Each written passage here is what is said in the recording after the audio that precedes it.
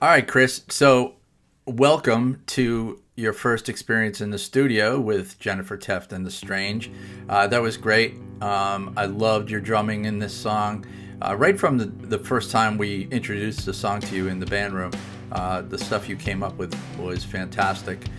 So, my question to you is what was your approach about putting down the drums on the song in the studio? Was there anything that you planned before the studio that didn't quite make it into the song once we got to the studio?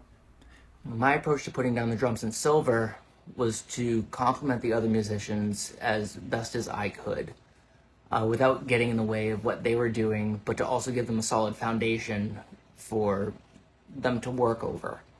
With Sharky's bass line being so bouncy and happy sounding and really driving the music forward, and John's guitar working well with Jen's vocals to create just this really catchy song, I didn't want to go over the top and just do, fills every 4 bars and crazy 30-second notes as many places as you can. I wanted to just keep a steady, fat backbeat throughout the intricate parts of the song, being the vocals, the chorus.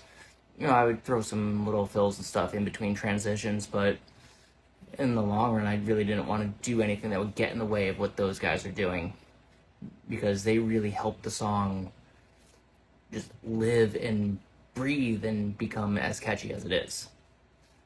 As for anything that I had at home that didn't quite make it into the studio, I was pretty solid on what I was going to bring to the recording session once I walked in. I, worked on the song at home a bunch. I played with these guys a ton and learned where we wanted the song to be. I'll be honest, I never played the same fill twice in each take that we did. I still don't when we do it live. Those are just kind of transition pieces that, they'll change with each take of the song we do. But as for the general structure of the song, such as what groove I'm going to do where, that was pretty well established before I set foot in the studio.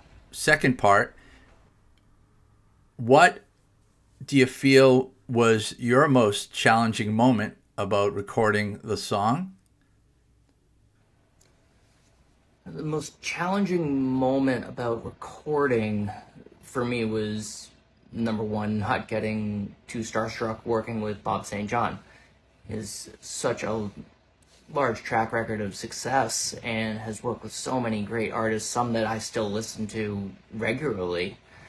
Knowing that that's the studio that I'm stepping into, my main focus was to just put my head down, get my work done, enjoy it, of course, but to not let the size of the session get to me.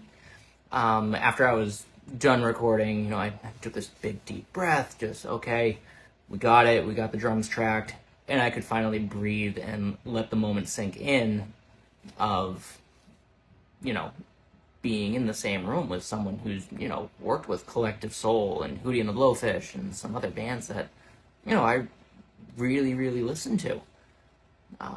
So, yeah, that was probably the most challenging moment for me, was keeping my head on straight, just walking in and playing. And overall, what do you feel about all the feedback we've been getting and just, general thoughts about the song itself? So my feelings on all the feedback that we've been getting is I'm overwhelmed with joy.